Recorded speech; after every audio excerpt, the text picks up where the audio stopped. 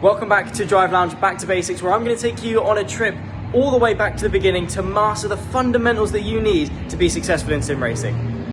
Here are 3 mistakes that you're making when it comes to braking in sim racing. It is the most important input that you can have, and this is how you can master it.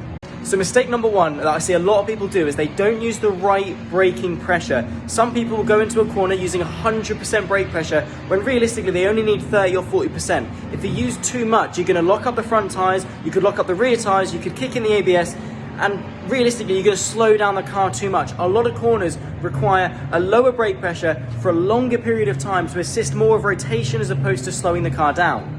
One of the most basic tips that you can have is picking a braking point. A lot of people will do laps upon laps upon laps of a circuit and still have no idea where they're braking. They're completely guessing. A few things that you can use: lines on the track, marshal posts, the braking distance boards, anything that is stationary that you can use as a reference to know when to start braking is going to be vital for getting lap time.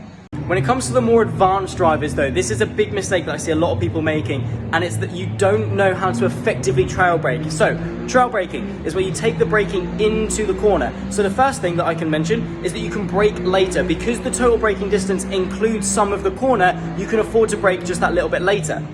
Another thing is that it allows you to assist the rotation of the car with the brake pedal. You're carrying that speed into the corner and that braking pressure as well. So when you brake, all of that weight dips onto the front tyres, giving them grip, loading them up. If you can carry that into the apex whilst you're turning, you're going to give yourself more grip. And finally, when it comes to trail braking as well, you're using the rear tyres, similar to how they do in karting, to get that slip angle that you need to rotate the car into the apex. Trail braking is such a key skill and you need to master it.